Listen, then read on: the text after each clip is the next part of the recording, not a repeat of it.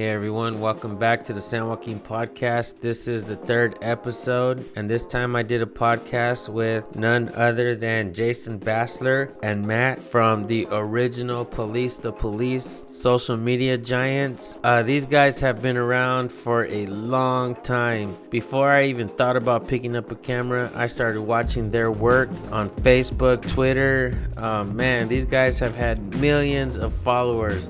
These guys operate a website called the Free Thought Project that I knew about that I didn't even know was operated by these guys, which is totally mind-blowing. Like I said, this is my third episode of San Joaquin podcast. I was actually asked to be on their podcast, which I did do, but they actually allowed me to record it as well, which I am bringing to you guys the gift of the podcast that I did with these guys, which to me, I'm totally blown away because these guys are heroes in my opinion. Let me know what you guys think. Here you go. I will not hold you guys any longer. This is the Free Thought Project, Police the Police, and San Joaquin collaboration. Let me know what you guys think. Thank you guys. So, welcome to the show, David, better known as San Joaquin Valley Transparency. We appreciate you joining us today. You and I have been talking for a couple months now, and I must say it's been awesome getting to know you. You're one of the biggest First Amendment auditors in the game.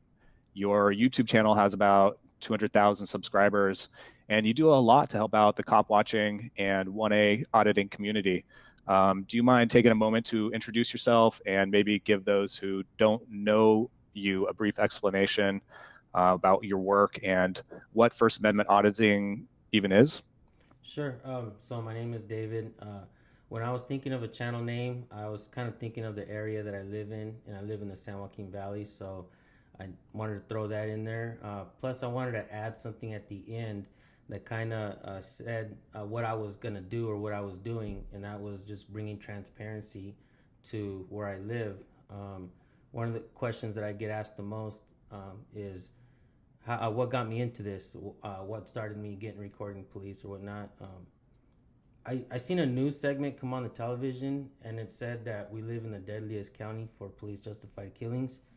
So I was watching cop watch videos around that time, and I was like, man, something needs to be done. I probably should go out and record police myself and see if I can create some change. And I maybe had this crazy idea in my head that if I was always out there recording police when they least expected it, maybe I can somehow lower the numbers of police justified killings. And I knew that we wouldn't be able to tell right away.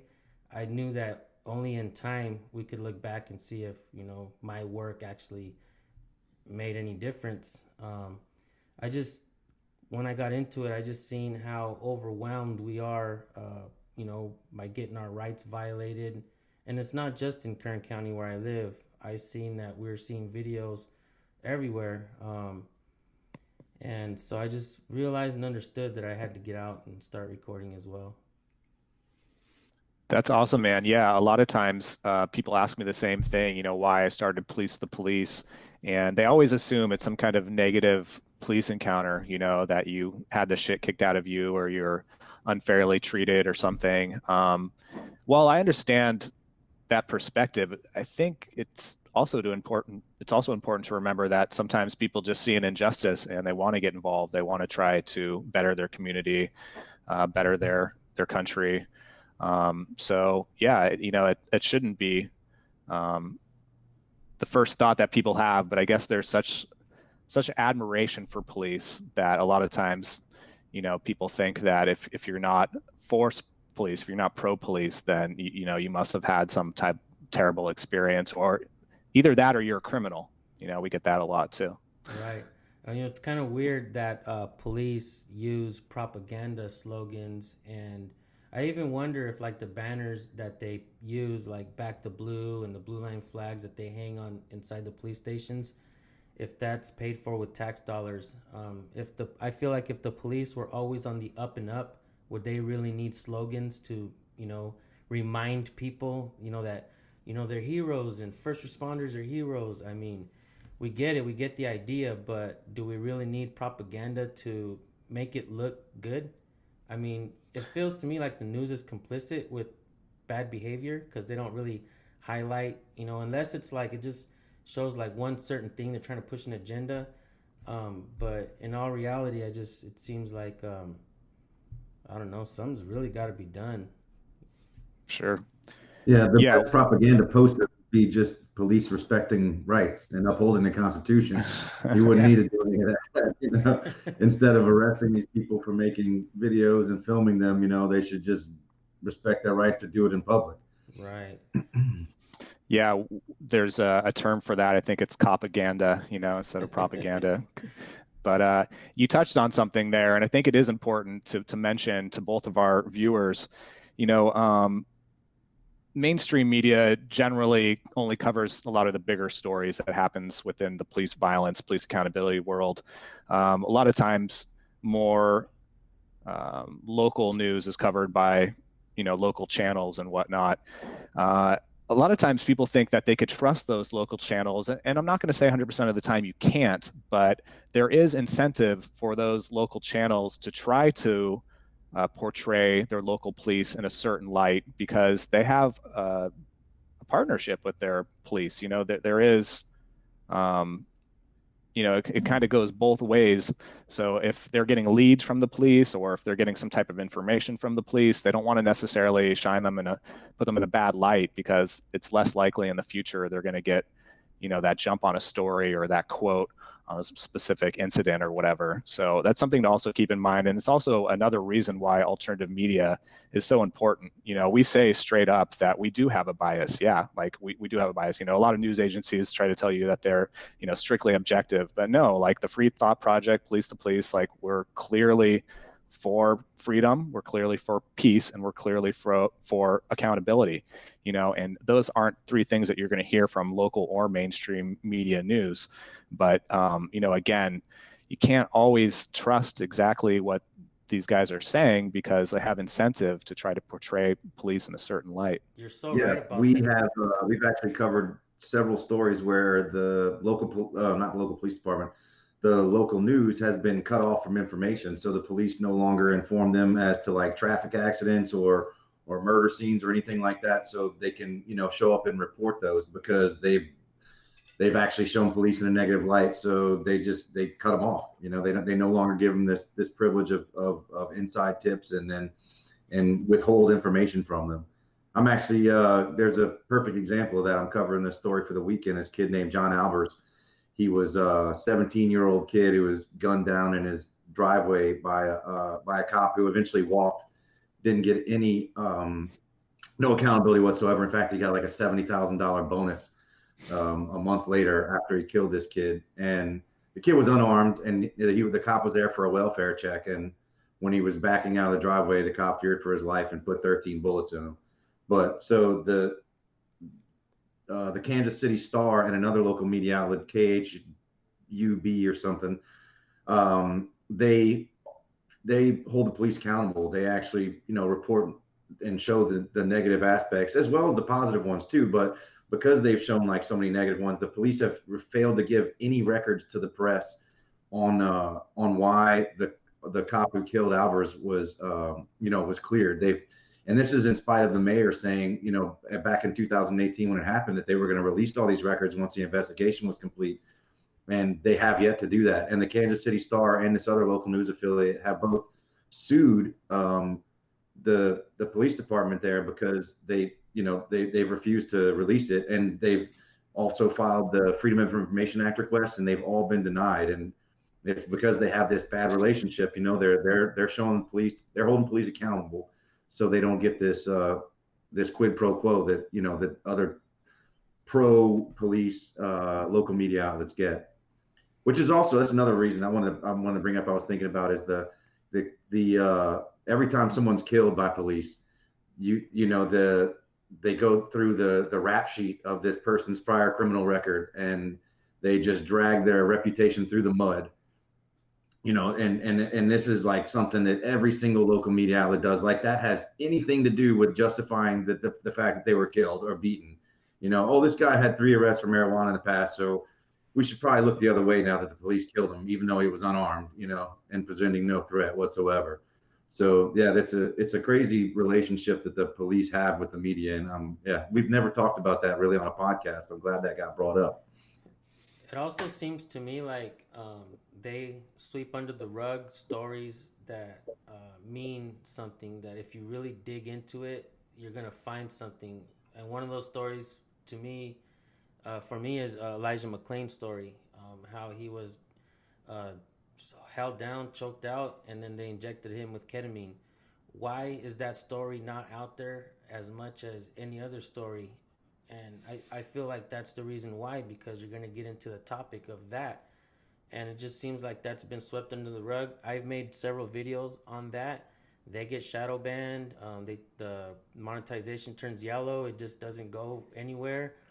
And it seems like, I don't know who's monitoring these stories, and it's in the news, and it seems like it's on social media as well. I mean, just that story won't go anywhere, and I've tried my best to talk about it and explain what happened there, and it goes nowhere. Same thing with qualified immunity when I spoke about that over 2 years ago.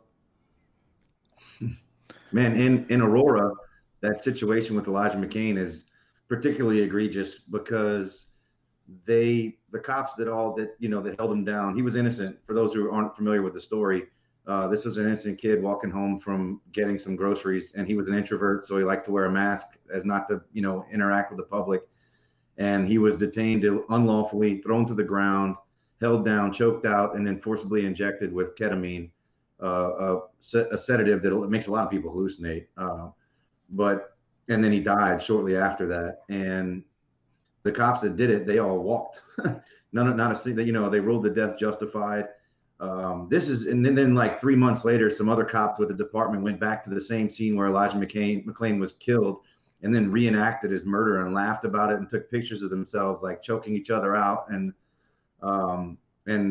those cops got like a couple of days suspension or something for that, only because it became public. Had it never become public, nothing would have ever happened. But none of those cops have faced accountability, and the only people that actually are facing accountability for it are the people that protested it. And some of the protesters are facing up to like 6 decades behind bars because they chose to protest, Elijah McClain's death, and the fact that the cops who killed him weren't held accountable. They're charging these, like, it's a little white girl and a little white dude they're charging them with like 8 counts of kidnapping or 18 counts of kidnapping police, because they were part of a protest or helped organize a protest that actually surrounded the Aurora Police Department precinct where the cops were that killed Elijah McClain. So the cops said that they were scared and couldn't leave because there was a protest outside. So therefore they were kidnapped, and the people that organized the protest were the kidnappers. And I mean, that's how deep this crazy shit goes, that these people are now facing, they're facing the possibility the rest of their lives behind bars because they protested a police killing, and then the police can be able to spin the legalese into this to make it as they were kidnapped. I mean, come on, man. It's laughable, but it's serious. That's exactly why we created that Facebook page several years ago, Cop Logic, just trying to highlight all the ridiculous logic that these officers come up with whenever they're either giving their narrative or filling out their reports. It's just a bunch of nonsensical cop-splaining. And yeah, I'm right there with you guys. The Elijah McClain story, it should have been just as big, if not more viral and more protests than the George Floyd killing. It was kind of interesting when the George Floyd incident happened. We've covered several stories over that over the years, of cops kneeling on somebody, or 5 or 6 cops putting all of their weight on an individual, and they perish. They'll actually die in that position. And it seemed like it was a bad video, don't get me wrong. It just didn't seem like it was totally outside of the normal as far as creating this huge uproar and huge backlash against the police. So when it happened, me and Matt and a couple people on our team were like, this is obviously a horrible situation that happened, but like, why is this specific one going so crazy? Like, why are people so, like, it wasn't like George Floyd was this well-known person, nonetheless, any loss of life is always tragic, but some of these stories are worse than others, you know, and Elijah McClain's is certainly one of them.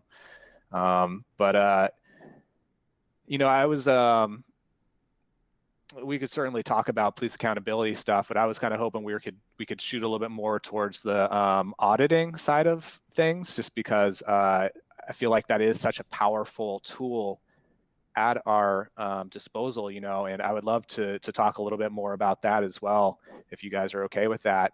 Yeah. One of the things I was going to ask you though is there's certain like expressions that auditors use. Like if you've watched a handful of you know, auditing videos, First Amendment auditing videos on YouTube, you hear such expressions like you're dismissed, or tell that to the judge, or I think one of your favorites is, you know, kick rocks. It seems like these phrases have gone like viral amongst the auditing community. Do you know like where these have stemmed from? I'm sure you've created a couple of them, and like people have caught on. Put that in the title of your video and watch it go viral.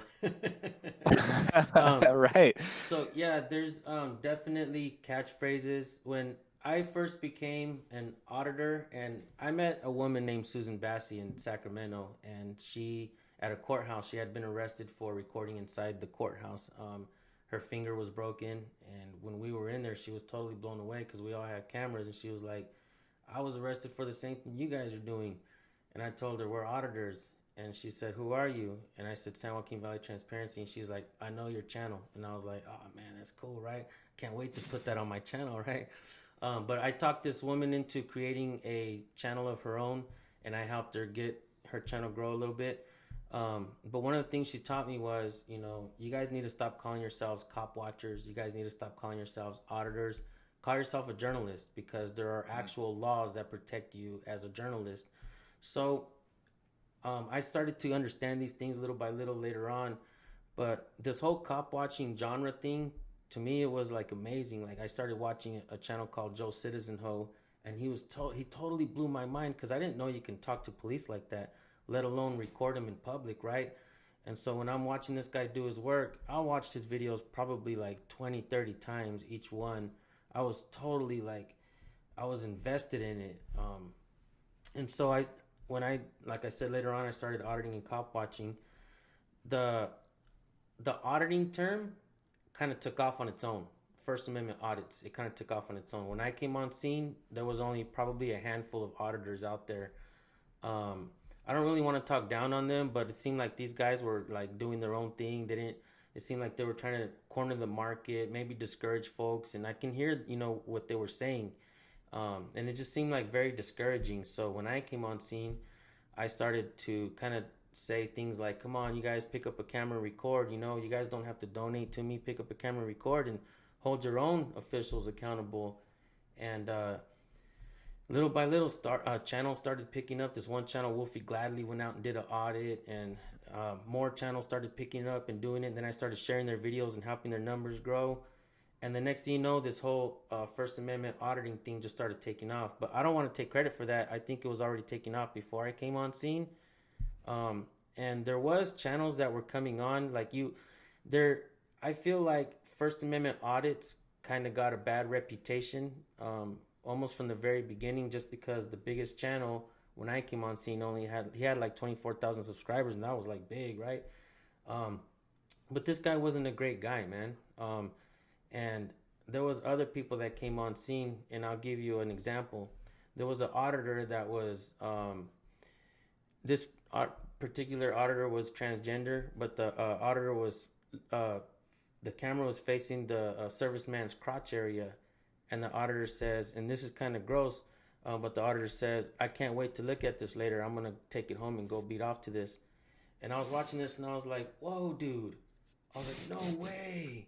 So I left the comment. I was like, perversion is not why we do this, right?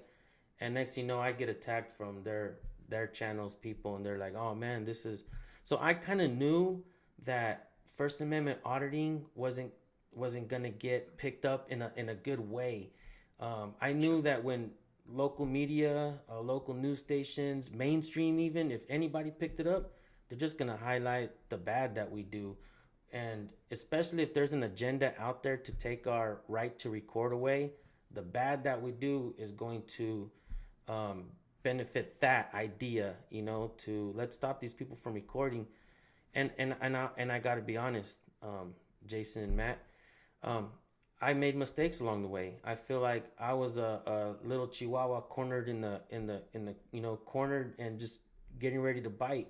I was afraid of cops, man, my whole life. Maybe it was because weed was illegal for so many years, and it carried a bad stigma. And I always had a little bit of weed in my pocket, and I was like, just walk a straight line, look straight, never.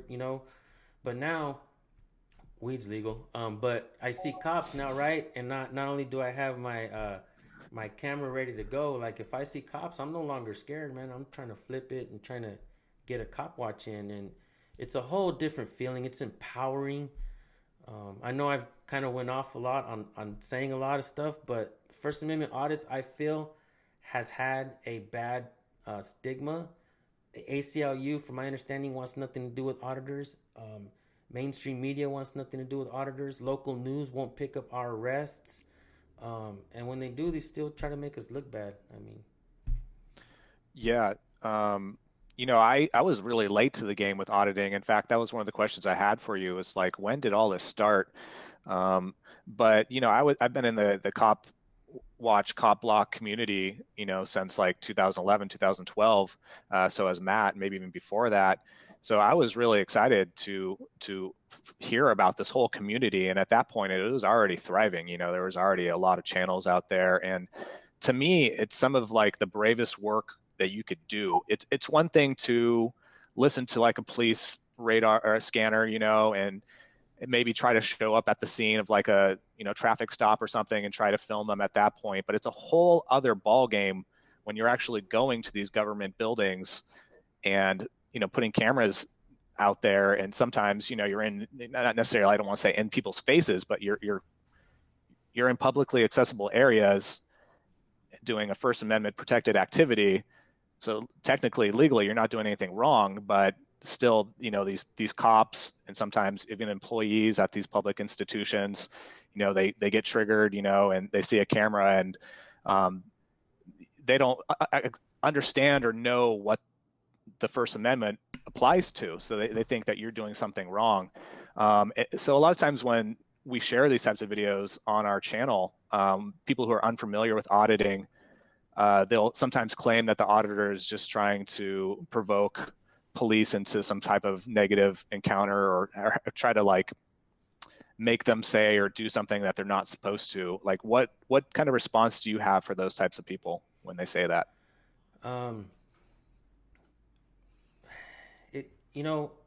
When I'm out there auditing myself personally, let me speak for myself. We can do two things when it comes to the common person. Like there's a common person that'll be out there and they'll have a face like, "What are you doing, man? Why are you recording me?" And then you can either be like some of the guys that are out there, right, that really like the confrontation. They'll be like, "What do you care?" And this is just the common person. And I always say this, man, look, I'm not a politician, but I want to win over the votes, at least for the First Amendment, at least for the Bill of Rights that was actually written to limit the scope of authority of these public officials over the people. So that's kind of my whole take on it. When it's a common person, just like an example on one of my videos, she turned around and she was like, "Oh," like gave me like a really funny face, and she was asking me what I'm doing, and I told her, "Oh man, we're just here to record public officials on the course of their duty to make sure that they're doing their job for you correctly. You can also pick up your camera and record." And that lady's face went from like bugged out to like, "Thank you." And I was like, "You're welcome." Whereas certain channels go and they would say like, "What do you care? It's my right to record," right, and leave me alone, and just, "You're stupid, lady." And it's like, oh man, where are we gonna go from here, dude? Like, of course we're getting a bad name because, and who am I to tell this guy, "Hey, don't say that, man. It's my First Amendment right." You know what I mean? So how do we want to do this, man? How do we want to approach this? I feel like we can try to do as much as we can. And me personally, man, I try to lead by example, I guess. That makes sense. Well, if I could jump in here for a second again, I don't want to dominate the conversation too much. I know Matt probably has something to say as well. But unfortunately, I think there is a reason why the mainstream and the ACLU don't want anything to do with auditing. And you're exactly right, because there is an incentive for these channels, for these auditors to be confrontational. Because look, you get that quick clip that you could put in the very beginning of your video, which is going to draw in more views. So, and there's a lot of people who are making money from doing auditing, and that's a whole business and lifestyle in itself. It kind of reminds me of Tom Zebra. He would be cop watching, and he lived off of several lawsuits that he ended up getting $50,000, $60,000, $70,000 from. So I mean, there is money to be made doing this, and unfortunately, it does kind of incentivize that negative behavior where, that confrontation could easily spark up a viral video really quickly. But at the same time, it kind of makes all auditors look bad. It kind of makes all auditors look like they're a bunch of dickheads who are just confrontational idiots, and I feel like this is so much more important than that. But there is that monetization factor. It's hard to get away from that monetization factor. I think for me personally, I realized and understood, I wasn't dead broke when I came into this. So obviously this wasn't going to completely change my way of thinking. I knew I had to stay the course. And I will say that there are very good channels out there right now that try to do this respectfully. We all have our bad days, but when you're out there and you're in the face of public officials who sometimes are worse than we are, and I tell you what, sometimes the worst ones are the ones that smirk at you. They know they're violating your rights. And they're threatening you in a calm manner and demeanor. And if you don't back up, we're going to arrest you. Give up your name and your ID.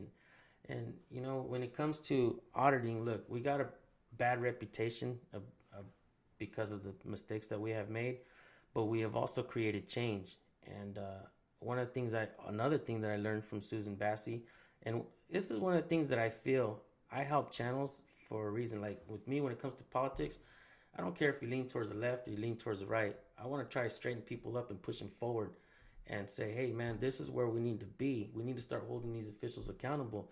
If it doesn't matter who's in power, if we can control their strong arm, which is controlling us, the power goes back to the people. So, I do a lot of talking behind the scenes with channels. I try to help them out with their editing skills. I try to help their voice grow. Like I said, I feel like some of the channels before me were pushing a lot of propaganda for us as well. And, there's things that I probably shouldn't even talk about, but there was people that also were wanting for us to get arrested so that we can hire them as an attorney. And they were like snitching on auditors and stuff. So there was a lot of things going on behind the scenes. I don't care too much to elaborate on that because I do see that we are making change. One of the things that I learned from Susan Bassey is we have the court of public opinion on our side. There's a channel called Press On who doesn't really consider himself an auditor or cop watcher, but he has one of the best channels out there. As a matter of fact, man, this guy don't monetize. He doesn't put a donation link. I'm trying to get this guy a brand new iPhone and take it to him, dude. I said, how can I send it to you or send you donations? He's like, find me and put it in my hand. But the things that this guy says, it'll totally blow your mind. And these are things that people are bringing to the table that we can all pick from and learn from. And we should be discarding what doesn't work in the trash that makes us look bad and keeping what makes us look good and what will bring the smarter people behind us. Because I always say this, Jason. I know you tell me don't say that, but I always say, I feel like I'm not that smart anyways, man. I just want to stick my foot in the door and let the smart people come in behind me because they're the ones that are going to change things. They're the ones that are going to bring that verbiage, that knowledge that's going to make everybody understand. We need to stop speaking like we do in the streets and start speaking from the law books the way they speak in the courtrooms when we're talking about law. That's how we get confused. That's why these officers who are undertrained, they're very young. They're hired before they can have any kind of life skill, and you have these officers basically babysitting America with absolutely no knowledge of law. When something happens, we got to hire an attorney that is very expensive, and their attorney, when they make mistakes, is still paid for by the taxpayer. So it's just a lot that goes into, this whole thing. And I didn't understand everything. Like, I still don't understand everything, right? But as far as like police accountability, I what I understood when I first began was a small fraction. I was in its infancy of understanding of all of this, and now it seems like we are teaching people. It seems like this is taking off, and no matter the mistakes that we have made in the past, we have amazing channels that are educating people. News Now South Carolina, we have Amagansett Press, Rights Crispy, Wolfie Gladly, and a lot of different channels that are very good in what they do. Bay Area Transparency is another good channel. He has certain different approach. Everybody has their own approach and everything they're bringing to the table. And look, man, what we can pick at people and say, I don't like this about that person. But what about the knowledge? What about the value, the educational value that he's bringing to the table? That's why audits picked up and took off, man. Yeah, I could very much vouch for David. Since the beginning of our communications, he's been trying to help however he can. He's been trying to get us to create a YouTube channel so he could help push it. And he's offered endless amounts of knowledge. And I appreciate it, man. I wish there was more people like you, not just in the 1A auditing community, but just all activists, because you're right. It unfortunately turns into a competition a lot of times. And, I'm more into the co-opetition, where sure, we could still compete, but let's also help each other. Let's network. Let's find mutually beneficial ways to help ourselves grow and get our work and our names out there even more. Yeah, man. So yeah, you touched on something there, and it was modern day law enforcement, unfortunately, it seems like there's a profound lack of knowledge of the law. It feels like almost every time I watch an auditing video, or even just a straight up cop watching video, whether it be at a protest or whatever, cops don't know the law. They don't know a lot of the codes, the penal codes that they're enforcing. A lot of times they're just enforcing their ego. In fact, I want to touch on that here in a few minutes about one of your most viral videos. But what does it say about cops in America when activists know the law better than they do? And how do you think we could change that, besides, unfortunately, trying to embarrass them by putting them on YouTube and highlighting the fact that they're so ignorant to the law? I mean, it's an effective approach, but it seems like it's also a very slow moving approach. It can only really affect one officer at a time. It makes me wonder if this was all created by design, or if this was just an accident that humans stumbled upon, giving them full power, full control over the people with absolutely no education, no life skills, no knowledge of the law or the Constitution. Countless videos we have asked them to repeat their oath, and it's very simple, and they don't repeat their oath, and mostly it's because the oath stipulates that they are sworn under the Constitution to protect the rights of the people, right? But that's why they don't. So is it by design? At this point, man, it doesn't even matter. I was watching a channel called Jersey Watcher. And one of the things we've, as auditors and cop watchers, been advocating for so long is the blue line flag, and how it's a desecration of the American flag, and how veterans comment on our channels all the time and say, man, that's a slap in the face to my brother who died out there, right? Or whatnot. And so we've talked to cops. Me personally, I've been like, hey man, why do you wear that blue line flag? But in a video Jersey Watcher did, he got the officer to take down the police station, to take down the flag. And man, I'm not gonna lie, that felt so good. And I'm editing the video, but then I realized something, and I says, wow, man, we've been duped. We got duped again, because here we are sitting here fighting for the desecration of a flag to bring it back to where it should be, right? The red, white, and blue. But now we got this station that took it down. But what did we win? The policies are still the same. Nothing's gonna change. we didn't win. We got duped into fighting for something that in reality, when you finally get it, what do you win? So yeah, it makes me understand and question things. When it comes to auditing and cop watching, I feel like one of the very first viral videos of police brutality was, if not the first viral, was Rodney King, right?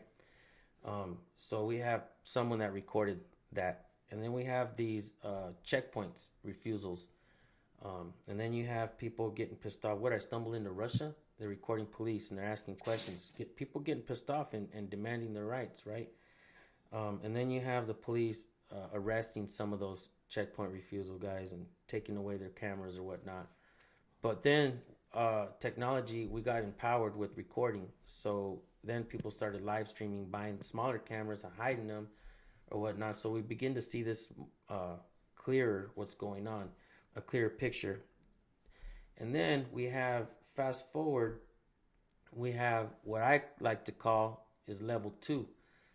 First we have the Rodney King and the checkpoint refusals, and then you have the cop watching. To me, all that seems like level 1. Level 2 seemed to be going into these places and asking questions. We didn't know we had the right to go into these public buildings and ask questions. And one of the questions that we ask and makes everybody run and scatter is, where's our tax dollars? How are you spending our money?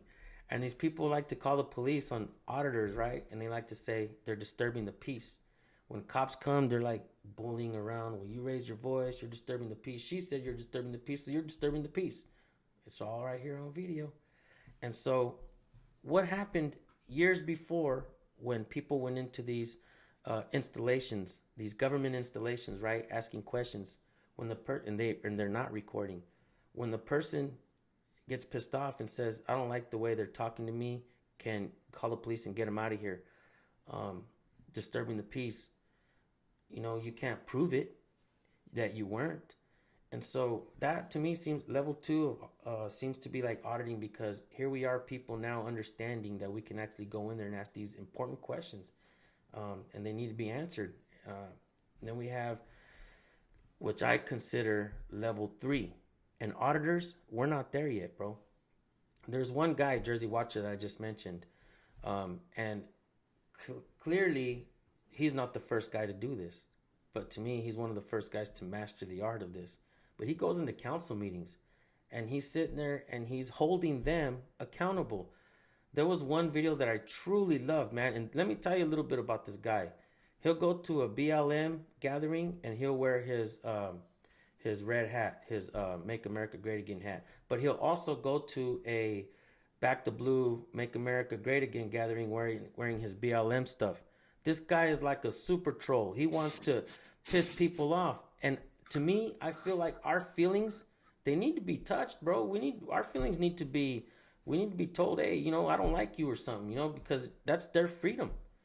And so when Jersey Watcher goes into these places, he demands answers. And it's crazy because these they try to tell him you can't say this, you can't say that. And he'll straight talk to the city attorney. City attorney, you can't stop me. They can't stop me. You better talk to him. And the city attorney will look over there and tell him, he has the right. You can't stop him. Start his time over. Pause the time. Hey, he's interrupting me. You better pause the time. And it's amazing to see this kind of work. I believe we need to progress as auditors. And look, man, Bay Area Transparency calls me the other day. He's like, damn, bro. He's like, now I know why you share videos and do other stuff for YouTube. The algorithm, mine's like, I just went out auditing all day for a whole week, and I didn't get no audits. They were all boring. I think that they're starting to call each other and tell each other not to talk to me. And I said, bro, welcome to my world. I said, Bakersfield, California, right here.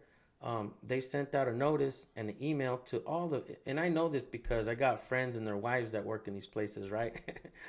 And so they said that they got the email and talking about my channel specifically, not to address me in any way, because then I'll make them famous on YouTube. And not only that, but the city attorney also wrote up a piece of paper for the police to read to me when I'm out there, talking about it. time and manner, and you got to step back. And I'm like, Now I understand things like Glick versus Kniff, and in that case, he was 10 feet away, and they cannot say that you're simply just from just standing there recording that you're interfering. Unless, and one of the things I say to all cop watchers is this, man: don't address the cops until they address you first, and then you can ask for the name and badge number. So. Yeah, and that's one of the most important, powerful things that we could do right off the bat is anytime you're starting an interaction with a police officer, you ask them what their name, badge number is, ask for 3 forms of identification, and put them in a position where they're answering your questions. And that immediately lets them know that, hey, this person isn't just the average Joe off the street who doesn't know their rights. Like, this person is trying to hold me accountable already. And of course, when you're asking those things, you should probably already have your camera out. Certainly important. Always document. But yeah, yeah, the cops getting a memo for you on how to handle you and not engage with you, man. That's, to me, that's a victory. You know, like the thing that makes these audit videos so viral is because the cops are ignorant to the law. Well, I mean, now that they're not harassing you for filming, you know, in these locations, that means they're getting the law and it's working. I mean, there's like a few videos on the website that we've covered over the years of cops that are actually approach an auditor or someone filming like a government building or from a public sidewalk in front of any other number of buildings that cops like to harass people for filming in front of. And they've actually, you know, gotten out and upheld their constitutional right. They're like, hey, you know, I like what you're doing out here. You know, you're not breaking any laws. Just don't trespass and, you know, have a great day. And I mean, that's those guys have watched the YouTube videos, and they have, you know, they've researched the Constitution and researched the case laws, of which there are many stacked up for years of guaranteeing, you know, the citizen's right to film in public. And that's, I didn't know that was the thing, man.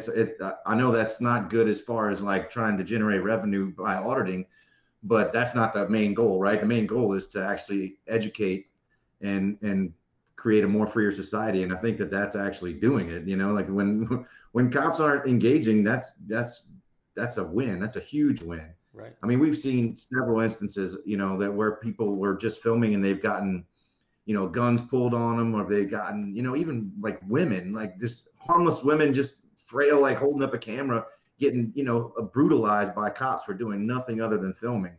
And the taxpayers are ultimately held responsible for that in the form of lawsuits. You know, millions and millions of dollars of lawsuits have paid out for people who have been attacked and kidnapped and caged for doing nothing other than filming. And the fact that they have a memo just for you, dude, is huge, man. It's just a testament to what you've been doing over the years. And I gotta say, that's pretty badass. I'm excited. I didn't know that, and I'm glad to hear that. That's crazy. I tend to not take that as a win, because I would rather them tell the officers, like, look, man, go home and read it and you understand it. Don't read it to him because he already knows. Go home and educate yourself and read this so that when he's out there, you know, and look, man, there's a sidewalk, okay? And most traffic stops happen on the side of the sidewalk. They cannot impede your flow of travel. So if you're walking on the sidewalk and you get a little bit too close, it's not your bad, dude. It's you're not there to do anything wrong, nefarious reasons. You're just there to document and record. I've heard police tell us that we can't walk on the sidewalk, and that's not true. That's not necessarily true. And it also makes for a good cop watch, because if a cop comes out and says, stand over here, stand over there, look, man, in reality, I feel like because of Glick versus Kniff, the cop can only basically tell you 10 feet, and that's it. At this point, like, and I've heard people say, and even myself, I've said this as well, that it's not established in the Supreme Court that 10 foot is established. They left that open to interpretation by saying in a timely place and manner, which basically lets the cop want to say, okay, well, you know, it's not a timely place and manner right here. Go 20 feet, go across the street. They try to abuse that, but in reality, who can say that is a timely place and manner? You, in reality, because you're the one that's ultimately responsible for your own safety. Uh, uh, Castle Rock versus Gonzalez proves that. So officers that come up to us and tell us you got to move back, yada yada. Hey man, Castle Rock versus Gonzalez, bro. Like, you're not responsible for my safety, so save that shit for somebody who doesn't understand, what it's all about. And look, most of us don't understand. That's why they get away with this, pushing us back. And Yeah, no, I'm so glad you touched on that, man. I actually just made a meme similar to some of these, interchangeable default excuses that cops use, to try to intimidate auditors or cop watchers. I feel like there's five of them, right? There's these five phrases that they use over and over again. I mean, the first one, and I'm sure you've heard of it, I think I've even seen it on your video. Well, in this day and age, after 9/11, we have terrorists, so you have to ID yourself, David. There's that one, of course, the whole interfering with our investigation, which you touched on. And of course, that's subjective as well. Until they put up the police tape, there really isn't a defined area, where you can't stand. I mean, I recommend always give the police a little bit of space because, yeah, they'll use that as an excuse to literally physically assault you. The other three are, of course, I feared for my life. That's just the standard default for any type of, police violence. And then obstructing justice, they throw that one around all the time. I mean, that can't really be defined either. It's just whatever, they feel like it applies to in that moment. And then the last one, of course, is resisting arrest. And, if you do anything to even slightly pull your hand away from being pinned behind your back, like you had done to you in one of your videos, it could easily be pinned on you as like a resisting arrest charge. And these people, unfortunately, it feels like they don't acknowledge the fact that we're their bosses. Like, we literally pay their salary, and I understand that dynamic is a bit confusing and convoluted, because yes, these people have like authority with law enforcement, but ultimately at the end of the day, like, I've never been able to treat my boss, in the same manner that these people talk to, accountability activists. And one of my favorites was actually one of the videos that I think you did with in Martinez, California. I think it has about like 1.5 million views. I think you uploaded in like August. And basically, like, the officer rolls up to the scene and he immediately starts barking orders at you, to both of you guys. Some shit like, you can't multitask or something like that. And you like immediately flipped the script on him and started asking him questions like, hey, are you doing anything you're not supposed to do? Or keep your hands where you could, where you can see them, And he did not like that at all, man. And it's like, well, like, what do you expect? Like, we're your boss. Like, we're the people who employ you, yet you come out here and you talk to us like we're some peon, And so, yeah, man, not really a question there, but that's one of my favorite videos. I guess, like, where does that mentality start from? Like, is it just police culture in general? man, when I did my very first audit by myself, the police were called on me, and it was here in Bakersfield. I was doing the post office. And this is one of the things, man. I think we used to kind of recommend, if you're afraid, go to a post office and record. The cops will come, and you're not doing anything illegal, and they'll leave you alone, right? So I was like, I can do this. So I went out and recorded. The cops were called on me. Sure enough, man, put that on the ground. Put your camera on the ground. Can I have you sit on the ground? Mind if I pat you down? Both cops were coming around me, and I was just like, I was scared. I was so scared. But I went back to the videos I was watching, and I knew what to say, and I said it, and I ended up walking away. One of the things I wish I would have done on that video is when police officers tell you, or when you ask a police officer, "Am I free to go?" A police officer's like, "Yeah, you're free to go." I should have said, "Well, then I'm free to stay." But I was just so happy to be let go from being detained. I was like, "See ya." I was happy, Right. but it's a scary feeling, man. But let me just say this, okay? I recommend everyone give it a shot, even if it's from a distance. Even if you're in your car, if you're at a gas station, or if you see a traffic stop, start practicing now. Even if you're on the freeway and you see a traffic stop, practice pulling out your phone and pressing record, unlocking your phone, whatever it is you got to do, and practice. Try to get it. I have hundreds of videos of me just passing by cops on the freeway. Why? I don't know. Wasted space maybe, or what if the cop pulls out, or what? Maybe, you know what? It's not even always the cop. What if the person actually injures the cop, and then tries to say the cop did this? My videos could ultimately help the officer, not just the person. So one of the things to answer one of your questions that you asked me before, I know I went off on a tangent, but for the people that look at us in a bad light or whatnot, that's one of the reasons why I put transparency in my channel name. One of the things that we know is you got channels like Mike the Cop. You got other different channels where these guys have millions of followers, man. So they got a ton of support. So I knew that I didn't want to be considered to be on the other side. Like, oh, these are the guys that love cops and these are the guys that hate cops. I didn't want to be that. So I figured I was going to show the good and the bad, right?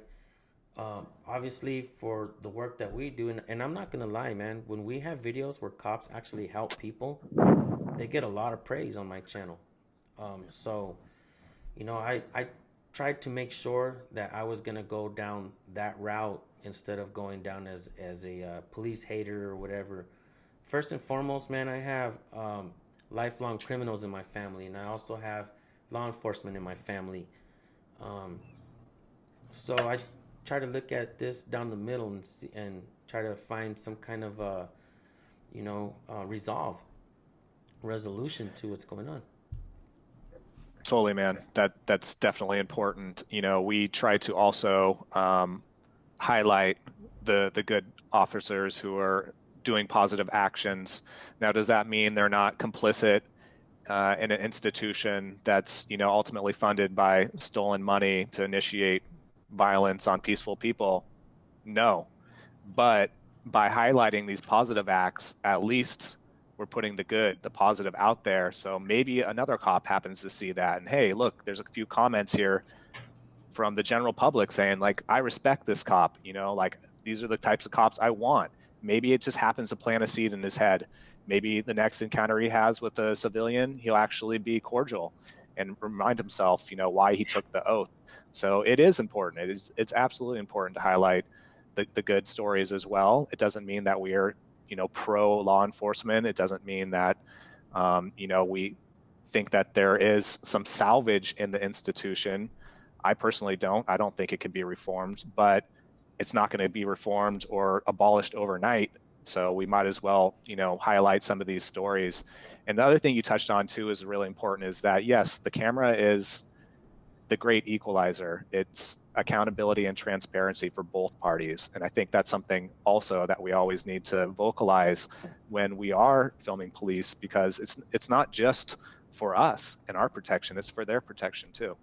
Absolutely. And, to make it fair, all police officers, the ones that are watching and listening to me, understand that on camera, I too can make a mistake and do something illegal and be charged for it. I did a video where I went up to this, I guess it was like an ICE facility. Didn't have any markings, but we knew it was a government agency. I didn't even know what it was, actually. I just went over there just to go record, like all auditors do. We go to any installation that's paid with tax dollars, right? There's an artist named Trevor Wesley who made a song for me, and he put all my, like, from that Martinez video, he put a lot of my words in the video, and it's freaking hilarious, man. He made music out of it. That's great. But I went to and he's the one that made that song "Chivalry Is Dead." I don't know if you ever heard it. It's pretty good. It went viral. But this guy, I went to this area, and this officer, I guess he was an ICE agent. I didn't know at the time, but he was wearing a blue line flag hat, and he was sitting in his little Prius. And I walked up to him, and I was like, "You work here?" And he was like, "No," which he was lying. And I was like, "Are you sure?" He was like, "Yeah, I don't work here." And sure enough, the other guy I was with says, "You support that blue line flag?" And he says, "Yeah, why? I'm American." And then he just looks at us. He's like, "Get a life." And I'm not going to lie, man, this is not one of my better videos, and I'm not too proud of that video. But I was like, F you, you get a life. And I just kind of cussed him out, right? I'm not going to lie. That's one of the videos that I'm embarrassed of doing, I should not had stooped down to his level. But he was being a douchebag, and so was I. And one of the comments that we get is, "Oh, you guys are so unprofessional, yada yada." And I'm like, wait a minute. When you write up a petition for police officers to stop swearing in public, I'll sign it. But as far as me swearing, swear words are American as apple pie. So one of the things I represent is freedom. Not I don't, and me personally, like I said, I want to lead by example. I don't want to be a douchebag, but at the same time, don't try to limit my speech. What about writing up the petition for the cops when you hear them all the time swearing and get on the effing ground? And, it's like that is more unprofessional than you could possibly imagine. People ignore all that. Oh, they're cops, they're just, well, what would you do if you were in that position? I mean, what would you do if you were in my position talking to this cop who basically told me get a life? Well, he gets out of the car. We walk side by side. He's on the other side of the fence. I'm on this side of the fence. And we're practically talking crap to each other. And then he said something about your mom. And my mom had already passed away. So I was like, no way, dude. So I cussed him out some more. Well, this officer in Bakersfield who pretty much hates me and doxes me every time he sees me and starts saying my address all loud and stuff for the camera. Well, I guess he's watching my channel religiously, right? I don't know if he's watching it on duty or off duty, but he sees that video and he knows the guy. So he calls them and he's like, do you want to press charges? The guy's like, yeah. So they press charges against me. Next thing you know, I have a warrant. One of the things I do before I go out every day is I ask my wife, make sure I ain't got no warrants. So she checked for me. But come to find out I had a warrant. Dude, I went auditing and cop watching everywhere in California but Bakersfield when I had a warrant. I didn't care. I'm going out. But it's funny because a lot of my videos, I'm not going to lie, I was scared. I'm like, damn, I got a warrant. I hope they don't run me. But, yeah, man, I ended up fighting that charge and I beat it because what they did is they solicited a charge on me of offensive language in public. And that's another one of the ones that police use a lot, Right. Disturbing the peace, offensive language in public. They try to threaten us with that. But yeah, I beat that charge, bro. It felt really good to do it. Yeah, man. Glad to hear that. And, it's ironic that he told you to get a life because last time I checked, you're the one who's actually making a living through voluntary exchange, and he's the one being paid through stolen tax dollars.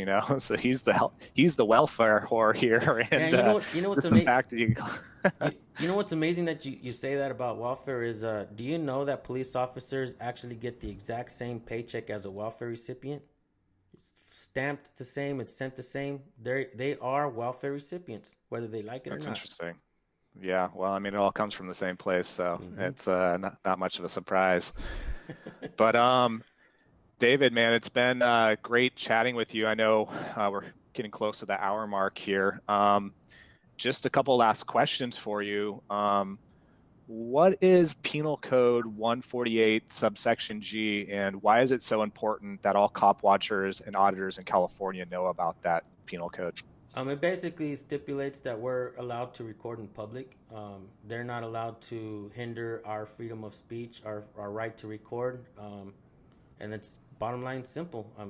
They try to use the 148 subsection yada yada to say that we're disturbing the peace, but it like we tell the cops, the same laws that hold us accountable hold you accountable as well. So, and that's why we spit that at them, the 148.G. There's another one, SB 1421 in California, that allows us to get records from police that, they've been hiding. And here in Kern County, Channel 17 News, once SB 1421 passed, Channel 17 News just did they picked 5 random police officers, and they did a SB 1421 on one of them and found out that this officer had arrested, I guess, a girl's boyfriend on a spousal abuse charge. And I guess this happens a lot, man. People don't know this shit, but he just started talking to her behind the scenes, and he was using his personal phone to send her screenshots of his genitals. So, hey, And then later on, she was like, "Nah, I don't think I want to hook up with you, man. Maybe he wasn't carrying what she wanted." But It's probably those screenshots didn't provide enough or something. yeah, she turned it into some other officers later on, some women officers that went to do a follow up. She basically showed them the screenshots, and they wrote it on a report and they sent it in. Nothing happened, but later on the news picked it up when that new law came out, and they're like, "This is what we found, and this is just one officer." So Oh, wow. yeah, man, we could really should be doing all these records requests and we need to look. We're in its infancy in First Amendment auditing. We have not even begun to scratch the surface of what we can do as a society to change things, to hold public officials accountable. We're in its infancy. Let's see where it goes from here. I turned down a Netflix documentary. I didn't really like the way the guy was telling me, like, yeah, I want to record you in slow motion making your coffee. And I was like, nah, man, this is not even really about me, bro. Like, I don't even want to be famous. This is about the people. I'm only one of the people, bro. I represent the people. And I think we all need to kind of have that mentality and see where we go from here, man. You know? Yeah, Hell you're yeah, right, well man. said. Go ahead, Matt. Sorry. Oh no, I just was saying, well said. Hell yeah. Thank you. Yeah, the stories are endless. I mean, for, the past, Jesus, what has it been now, Matt? 8 years, we've been doing this. We used to cover 6 stories a day. And, majority of those were police accountability stories. We're doing 3 a day now. And, we still can't keep up. I mean, there's so many. And yeah, incidents, even within your local department, there's probably a plethora of, and they seem to never be ending. I mean, there's one thing, these officers, law enforcement officers, they know how to abuse their authority every opportunity they get. And they'll invent new ways to figure out how to abuse their authority, So yeah, it is an endless job.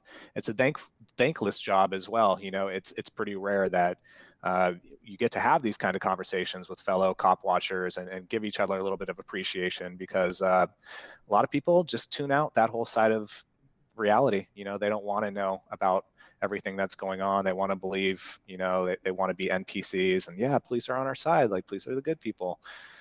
But with that said, dude, is there any suggestions, recommendations, tips, rules that you could give First Amendment auditors or cop watchers who are interested in starting to film the police and keep them accountable? Yes. First and foremost, we work stronger as individuals. I've been offered so many associations, sign on with this, sign on with that. But look, man, we really don't need to. As individuals, we have a common goal, a mindset of freedom, of the First Amendment. And I've been cussed out because I didn't want to join someone else's cockamamie association, and I've been shunned for the same reasons. But look, man, from sea to shining sea, people are picking up cameras and recording police and public officials and holding them accountable. We don't need an association. We just need, to be operating as individuals. We're stronger that way. We're big. We are the government. We are the people. You know what I mean? We need to really understand what's going on and teach our friends and family, whether they like it or not, whether they understand it or not. Look, my oldest son, he was in the Marines when I started my channel. Absolutely did not understand what I was doing, did not even care to watch my videos or nothing. Now he's out of the Marines. We've talked a lot. He's needed a job, so I've actually paid him to drive me to go cop watch and audit places. While on the road, talking and talking and talking, he finally understands that I'm not a cop hater.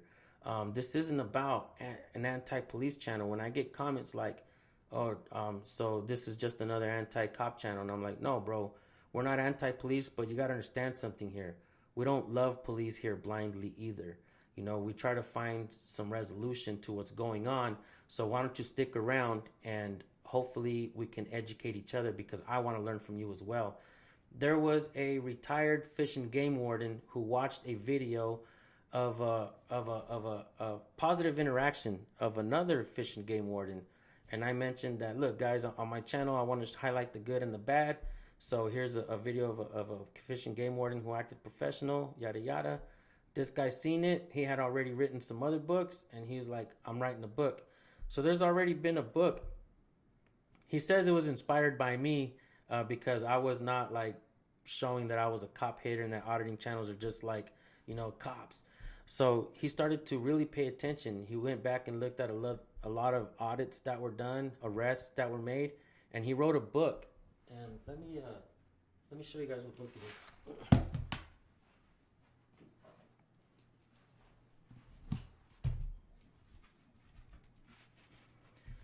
The book is called Rise of the Oathbreakers. First book written by for First Amendment auditors, and it has a lot of arrests in there.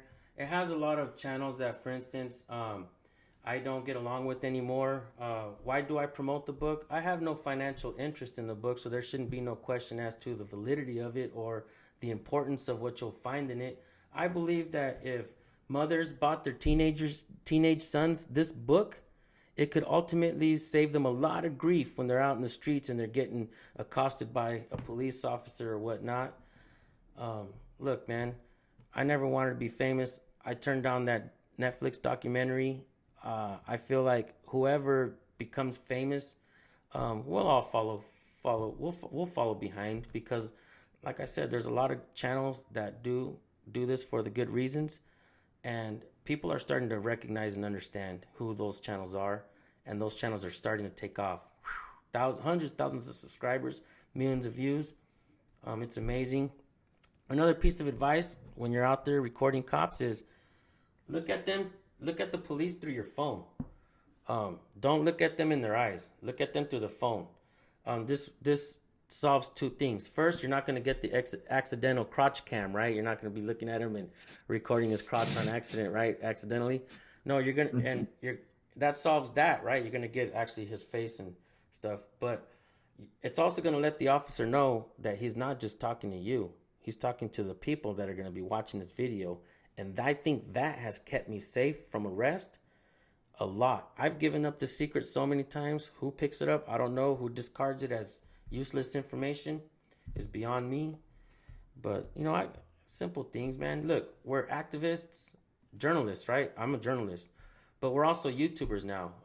I'm a YouTuber. So we also got to learn the ropes of YouTubing. Learn how it's done. Learn how to be a good YouTuber. Always improve.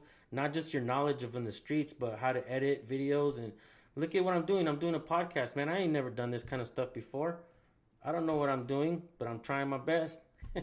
Sure. No, man. Anybody can reach out to me, Jason. Anybody can reach out to me. I'll do my best to help, Yes. bro. You already know that. No, brother, that's such an important, I started this the same boat, man. I'm not anybody special. Matt's pretty special, but I'm not special at either, just special. But no, it really is important to point that out, man, because we're just people who are concerned and feel like we need to do something to step up to the plate and try to make things better rather than worse. And I'm really appreciative too that you really try to stay focused on keeping it neutral, because the polarization in this country is at an all-time high, and what that does is instantly turn people off from new perspectives and new ideas. If we can frame things without that polarization, people are much more likely to at least entertain the ideas that you're putting out there. And so even though we might not agree with police, even though we might have had some negative experiences with them, they're still ultimately humans and their minds can change. Not often, but it can happen, So yes, it's important to always keep that humanity and, look at this stuff as, we're just trying to bring some progress and positive change to the world.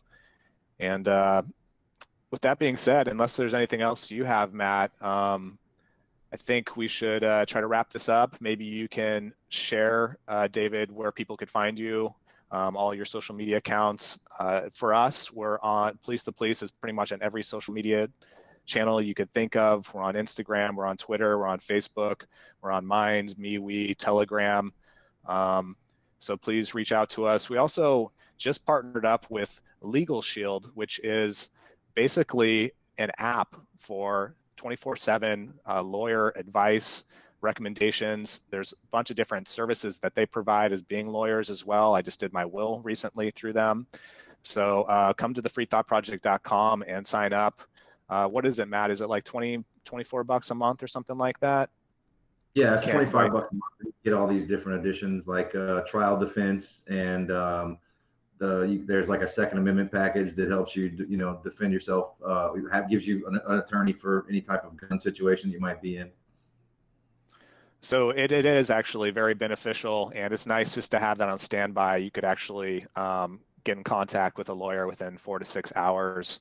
So, it's much cheaper than any other type of lawyer attorney services or whatever. But that's enough of our pitch. If you want to go ahead and share with our listeners where they could find you, David.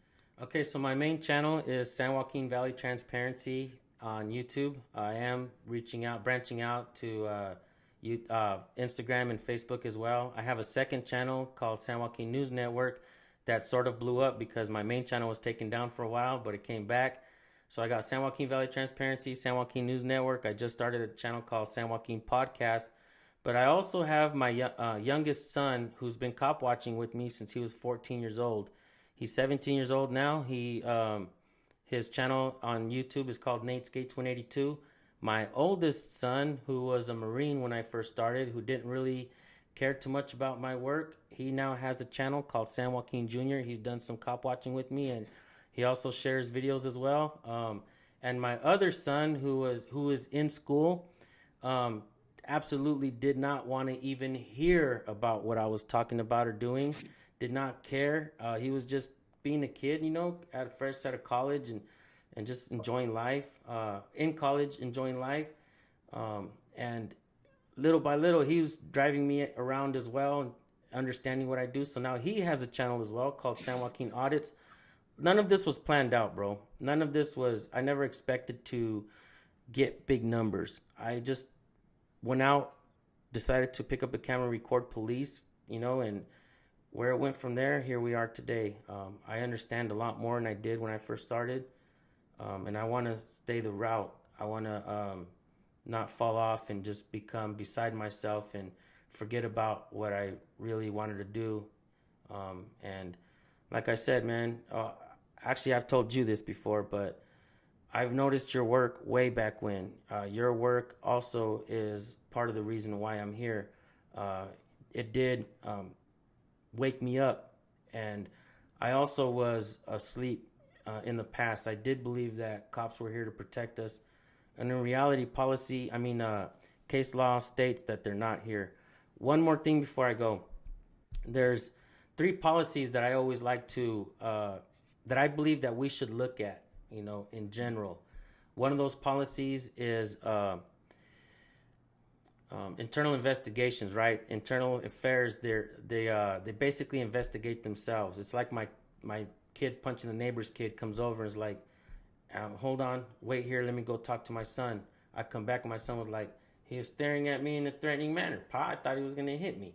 So I come back and say, I'm sorry, we did an internal investigations. Have a nice day.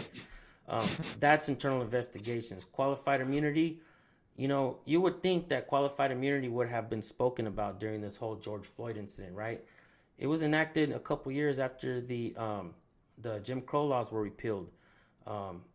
Why nobody's looking at that, trying to repeal qualified immunity and absolute immunity for judges, district attorneys, who knowingly will prosecute somebody knowing that their rights were violated. We need to absolve absolute immunity, qualified immunity. And the third policy, I believe, is police unions. Now, police officers will not agree with any of these policies, but this whole defund the police madness, I believe that it doesn't really work somehow. I mean, no, we can't keep throwing money at a problem, right? But hey, if we're gonna keep paying them, we're gonna keep throwing money at these guys. Let's start taking away these things. Let's create some heroes out there, because, like I say in my videos, police officer safety is not heroism. Public safety is. So, and with that, boom, I'm out. Yeah. No, that's a great phrase to close on, and I think you're spot on with that. And as we touched on earlier, if only they'd uphold their oath and remember, who they're supposed to be working for, I think things would be drastically different in this country. And hey, they might even have respect again, But yeah, unless there's anything else you want to say, Matt, I think we'll go ahead and wrap this up. But it's been a pleasure talking with you, man. I think our audience is going to glean a lot of use and information from this. And it's great having an auditor, cop watcher on here. I think, people are going to get a lot of tips and understand that world much better. So thank you for being on, brother. You're very welcome, man. If your viewers have any questions for me, bro, ask me. We can do this again. Write the questions down and ask me, and I'll reply. Boom. Yep. Sounds great. All right, fellas. Well, we'll talk again soon. Enjoy the day. Matt, Jason, thank you guys, man, for having me Good to on. meet you, David. Thanks for doing what you do, man. Thank you, brother. You're welcome. All right, dude. Guys. Have a good one. Peace.